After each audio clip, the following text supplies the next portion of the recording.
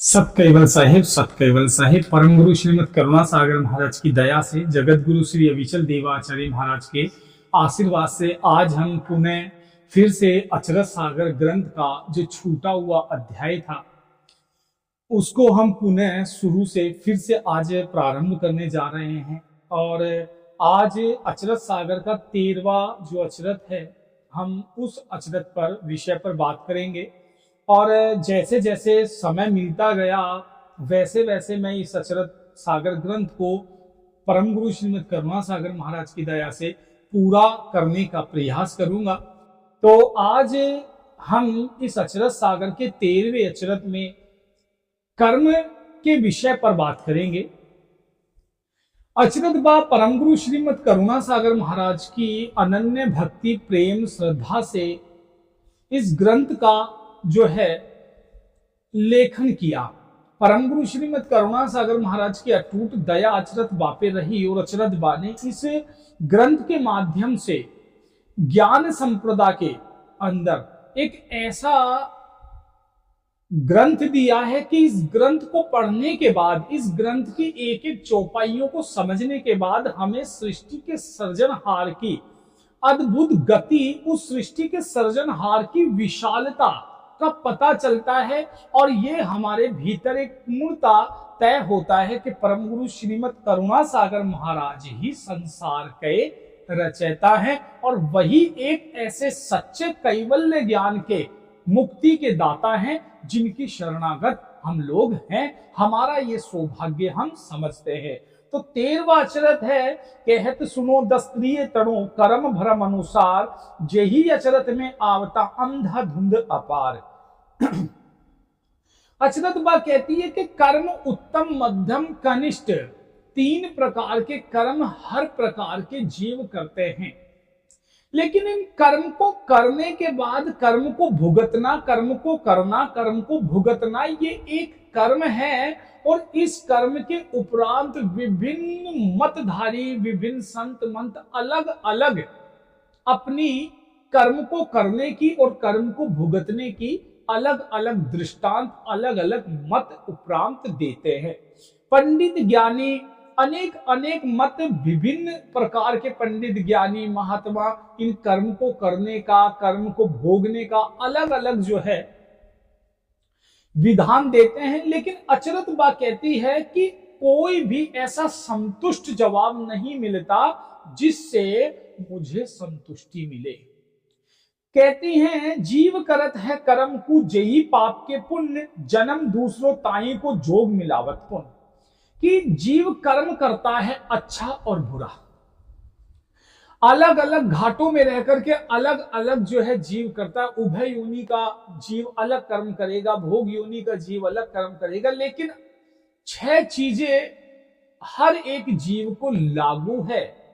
रोना, सोना, खाना, पीना, मल त्यागना, मूत्र करना, ये 6 प्रकार के जो कर्म हैं ये हर एक जीव को लागू है। तो ये लागू सभी को है, क्यों? और फिर अचरज बा कहती है जीव करत है कर्म को जेही पाप के पुण्य, जीव कर्म करता है पाप और पुण्य के बदले।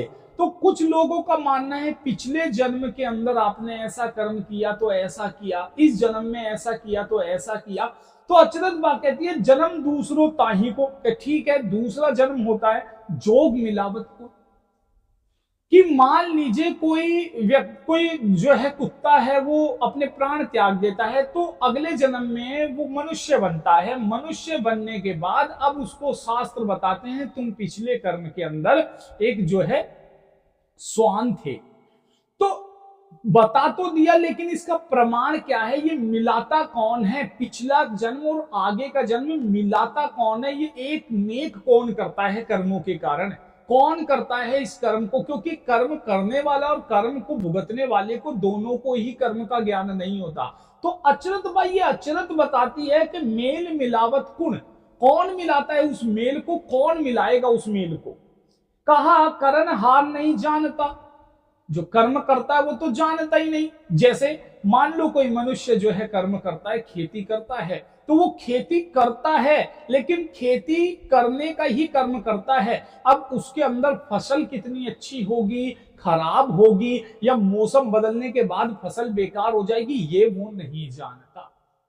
करनहार नहीं जानता करिया कर्म अचेत, वो अलग अलग कर्म करता है। उभयन को अनुभव नहीं कहो तिनको गुण दे, यानी कि कर्म और कर्म के करने वाले को एक दूसरे का ज्ञान नहीं होता। जिस प्रकार चाक पर चलने वाला डंडा चाक चलाने वाले को नहीं जानता, क्योंकि वो कर्म तो करने का साक्षी है डंडा, लेकिन वो जड़ है। तो अचरत बा कहती है करनहार नहीं जानता करिया कर्म अचेत, उभय अनुभव नहीं कहो तिनको कुंटे। क्या अलग अलग कर्म है, अलग अलग जीव है। इस अलग अलग कर्म और अलग अलग जीवों को भुगतने की जो पद्धति है, ये कोई जानता नहीं। बात तो करते हैं, क्या दुनिया में यूं कहत है, अगर हम दुनिया की बात करें, दुनिया में यूं कहत है गति पुराण पराए, विधि लखत है लेख ही जोग मिलावट माए। शास्त्रों में पुराणों में विधि विधान के अनुसार हम कहते हैं कि भैया विधि ने लेख लिखा है, उसको हम बिल्कुल देहाती भाषा में बेमाता भी कहते हैं, कि उसको विधाता भी कहते हैं, उसको विधि देवता भी कहते हैं, कि विधि लखत है लेख ही।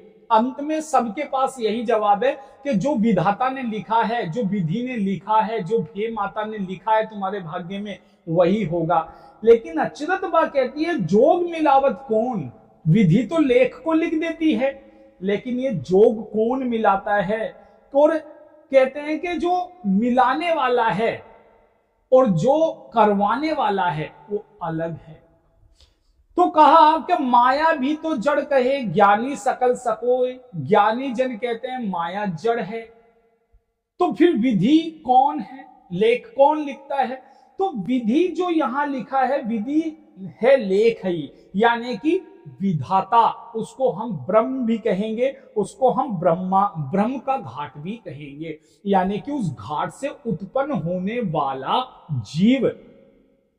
उस जिस प्रकार देखिए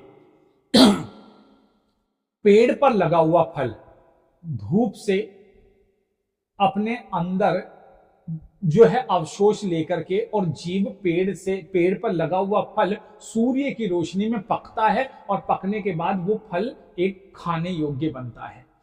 तो सूर्य से पकता है, सूर्य की रोशनी से पकता है, लेकिन वो सूर्य की रोशनी से, सूर्य के तप से तभी तक पक सकता है जब तक वो पेड़ से लगा हुआ है।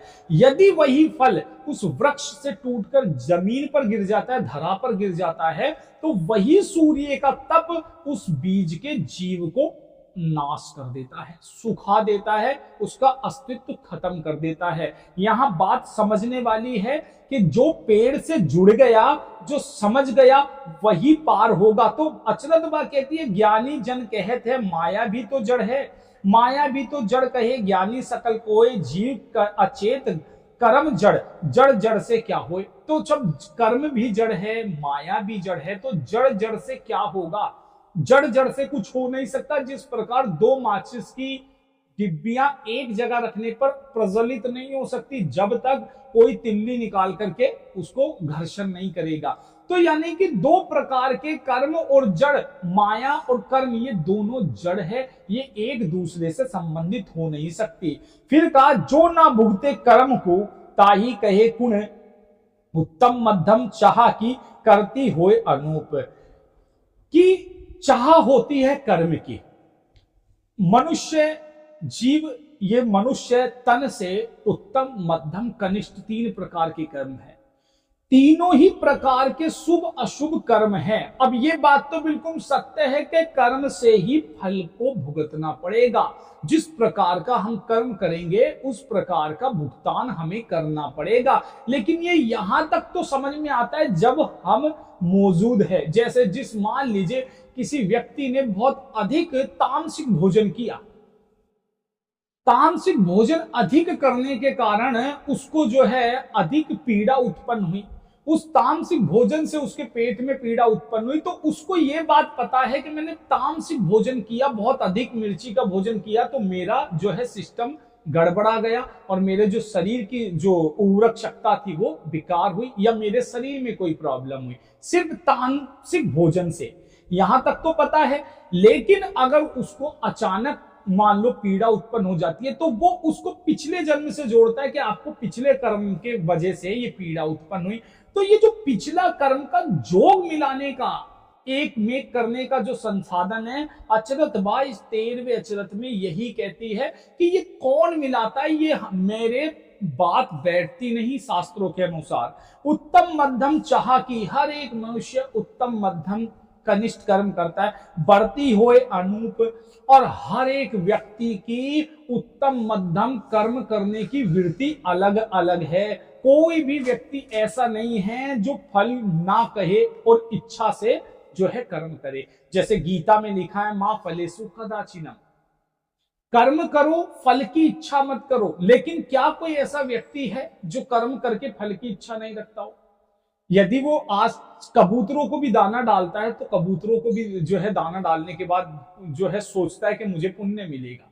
यदि गाय को भी भोजन कराता है तो गाय के भी पैर छूता है कि पुण्य मिलेगा। यानी कि उसको उस कर्म को करने से कुछ प्राप्त होने की इच्छा उसके भीतर होती ही होती है। इसलिए कहा कि कर्म करे फल की इच्छा ना करे, मां फलेषु कदाचिनम। लेकिन अचरत बा कहती है उत्तम मध्यम चाह की बढ़ती हो अनूप। हर एक व्यक्ति कर्म करता है और कर्म करने की जो इच्छा उसको है, फल प्राप्त करने की इच्छा, वो इच्छा उसको रहती रहती है। पुनः ही सुनो विधाय की, फिर से सुनो बात विधाता की।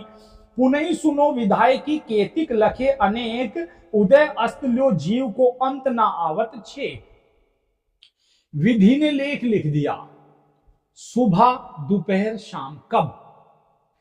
क्योंकि सूर्य जो है वो अस्त होना और उदय होना, इस दो पद्धतियों को हम दिन और रात कहते हैं। लेकिन ये यहां तो लागू है लेकिन हर जगह तो लागू नहीं। जैसे मान लीजिए चंद्रमा पे 15 दिन में रात, 15 दिन में जो है सुबह होगी, तो वहां 15 दिन में रात ही रात में लेख लिखा। धरा पर जो है प्रति 24 घंटे के अंतराल में सूर्य की चेंजिंग होती है, मूवमेंट होती है, तो क्या 24 घंटे तक लिखता ही रहा करता?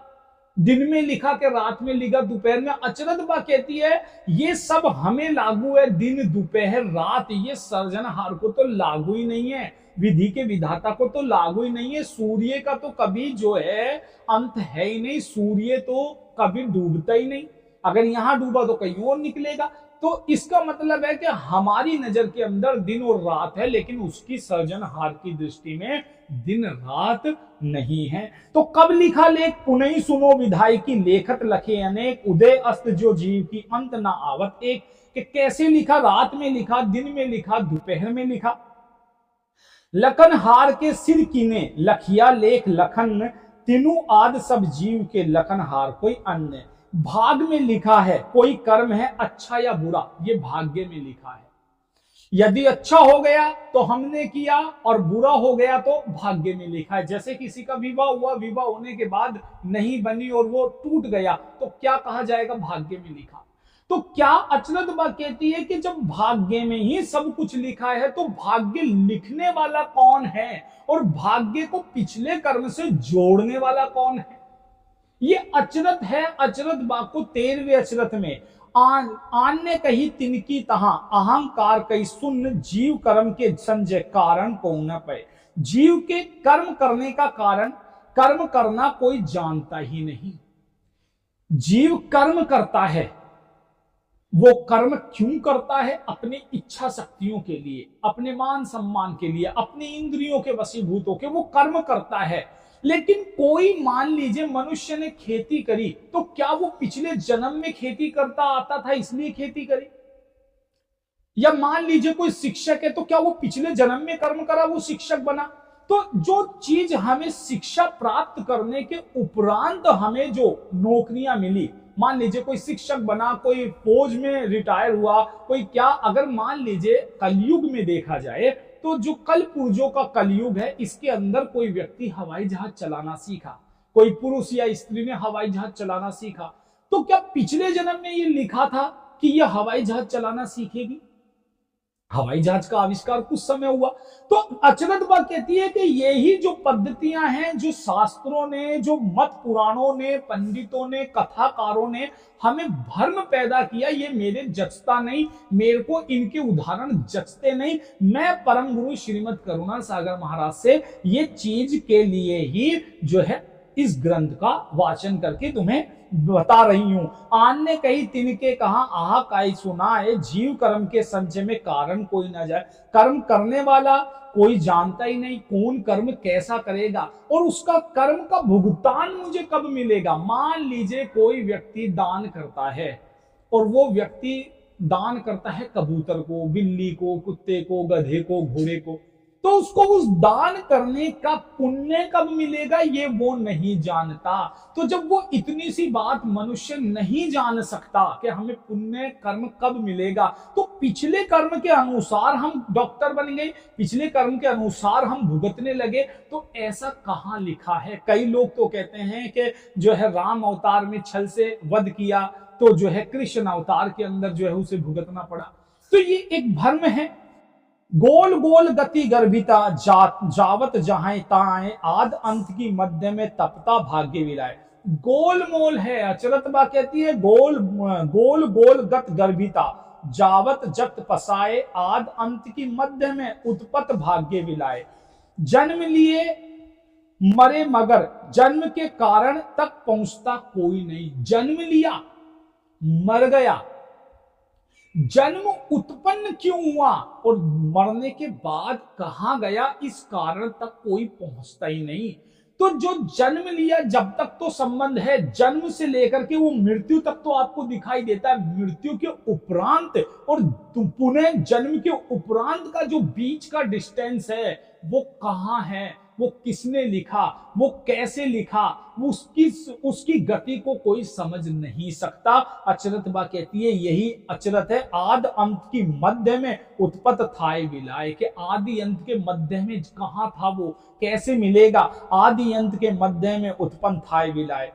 हाय होय तिनकी लखे फेरी उपजेती नुताएं, बीच अंधेरी सबन को कोई ने सुझात नाए। वर्तमान के कर्म का तो फल भुगतता है, ये समझ में आता है, परंतु किस कर्म से किस घाट में कौन चला गया ये कोई बता नहीं सकता। कोई मनुष्य किस कर्म से किस घाट को दोबारा प्राप्त होगा, पुनः किस घाट में जाएगा। जैसे कोई कहा कि मृत्यु के उपरांत मरने के बाद जो है अगर ये कर्म करोगे गरुड़ पुराण के अनुसार तो आप श्वान बन जाओगे, ये कर्म करोगे तो आप कुत्ता, बिल्ली, गधा, घोड़ा बन जाओगे। ये बात तो ठीक है, बन जाएंगे, हमने मान लिया, लेकिन क्या कोई गधा बनने के बाद ये बोला कि मैं इस कर्म में ऐसा करके मैं अब गधा बन गया। क्या गधा मनुष्य की भाषा बोल सकता है? क्या पक्षी जो है मनुष्य की भाषा बोल सकता? अचरत बात कहती है यही अचरत है। समझो इसको और इसको समझकर सर्जनहार की इस अद्भुत कला को समझो। ये भ्रम है हमारा। जन्मे तहां आवी लगे कर्म कहो पीछे, अंधे को जड़ जाए के मिले उनकी इच्छा। यानी कि चेतन आत्मा और जड़, अंधे अंध अंधाए के जीव कर्म उभेव, यही अचरत अष्टमु अवगत भरत सवेत। लास्ट में अचरत बाने कहा कि ये 13वां अचरत है। चेतन आत्मा और जड़ का कर्म का संबंध आदि युगों से है। यही अंध अंधाए के आदि युगों से संबंध है। चेतन जड़ आत्मा का, इस शरीर का कर्म का संबंध। जीव कर्म को उभय को कर्म करता है भोगता है, कर्म करता है भोगता है। दुख और सुख कर्म से ही उत्पन्न होता है। भाग्य में लिखा हुआ दुख ये नहीं, कैसे हो सकता है? मान लीजिए कभी देखिए, एक उदाहरण देता हूं, कभी आपने देखा बैलगाड़ियां आपस में टकरा गई हो? कभी नहीं टकराती बैलगाड़ियां। क्यों नहीं टकराती? क्योंकि उसको चलाने वाला जो बैल है वो चेतन है, उसको दिखता है, वो इतनी स्पीड में नहीं भागता, उसको चेतन है, वो जड़ नहीं है। और जब दो बैलें आपस में आती है तो भिड़ती नहीं है, साइड में हो जाएगी। लेकिन दो वाहन, जो जड़ है सिर्फ उस पर बैठने वाला चेतन है, उसको चलाने वाला व्यक्ति मनुष्य चेतन है। अगर उस मनुष्य की अपनी सुध बुध वो खो गया तो ना जाने कितने आदमियों को उड़ा देगा, कितनों में जो है वो जो गाड़ी है वो तो नहीं रोक सकती अपने आप को, तो चलाने वाला कोई और है। अचरत बात कहती है यही अचरत कष्ट अष्टमो अवगत करत सवेत, यानी कि जो संबंध है कर्म का और आत्मा का, इस शरीर का, इस कर्म को करके और कर्म को भुगतने की जो बीच की प्रणाली है, ये कोई सर्जनहार के सिवा बता सकता नहीं। तो इसीलिए अचरत बा ने इस 13वें अचरत में जीव के कर्म और जीव को उभय योनि, भोग योनि में होने वाले दुख और सुख के बारे में बताया। तो पुनः ये जो कर्म है, ये सिर्फ हम, ये बात सही है कि कर्मों से ही पुण्य और फल की प्राप्ति होती है। तो इस अचरत सागर 13वें में हमें यही बताया कि जो पुनः विधाता लेख लिखता है, कर्म को जोड़ता है, दो संबंध मिलाता है, ये अचरत है। कौन इस पर खबर करें, इसकी खबर शास्त्रों में किसी को है नहीं। ये श्री परम गुरु श्रीमद करुणासागर महाराज के ग्रंथों का अध्ययन करते करते ही हमें ये बोध होगा। तो इस 13वें अचरत को मैं यहीं समाप्त करता हूं। फिर से मिलूंगा नए 14वें अचरत में। सत कैवल साहिब, सत कैवल साहिब।